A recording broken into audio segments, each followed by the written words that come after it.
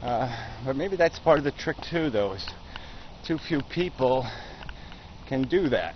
There's too few people that can be literate in biological science and physics and philosophy and literature and cultural history, and it's maybe that's part of the problem. So they have to rely on the testimony, the opinion, the book review of some other authority. And I guess I would argue the danger there is those authorities are seldom pure. They're agenda machines. They're sort of doing the same thing as the rest of the capitalist industry. They're feeding the human race what it wants to hear. You're not going to sell a book titled "You're a fucking asshole," and if there was any justice, you'd be squashed like a bug. You know, who's going to buy that book? So, I mean, there is a lot of incentive in the system if you want to have authority, or you want to rise to some position of authority, to basically tell the morons exactly what they want to hear. Give them a rationalization. Give them an excuse to keep on keeping on. Endorse and, you know, even embrace their silly, preposterous nonsense. I mean, wave your New York Yankee banner, you know, seduce them into trusting your opinion with bullshit. And it's all over the... as I was saying, it's a race to the bottom, not a race to the top. Because it's the... You know, we're all talking to ignorance, basically. You don't have to explain it to the informed. You know, and they sort of do have a choice. They can say, well, I'm going to be a serious human being, or, well, I'm going to play along, because it's more fun to play in the sandbox. I don't have to be a serious human being. I can be an infant like the rest of the assholes, because there's assholes being assholes, and so it's just convenient to be an asshole, because you don't have to compare yourself to something better than an asshole. There's no pressure, so you can just, you know, put on your short pants and sit in your sandbox and play around like a 5-year-old, and yeah, it makes life sort of kind of easy. And I'd say that's what a lot of intellectuals are doing, is they're just dumbing themselves down.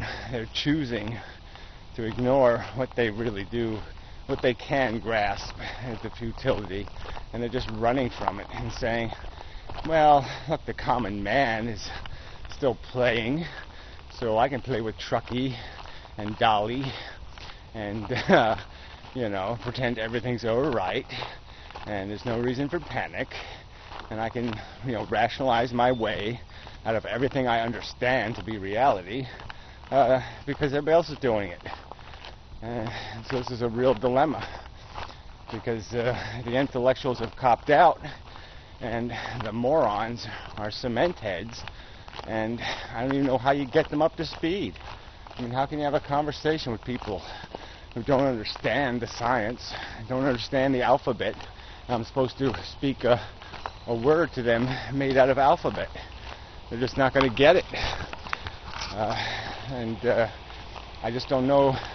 I do believe, though. I do believe there are ways of constructing the argument that just make it so perfect that there's no brain that is literate that could avoid the power of the words. You know, that's like the Martin Luther King little phrase. You know, judge a man based on the content of his character, not the color of his skin. Oh, perfect bit of phraseology. You just can't argue with the sense of it. So anyway, no, enough said. Crows. Said the raven. Robber, robber, robber. They're always nagging me. I can hear them talking to me. Kill the humans. kill the humans. I can hear them saying it. Anyway, so till next time.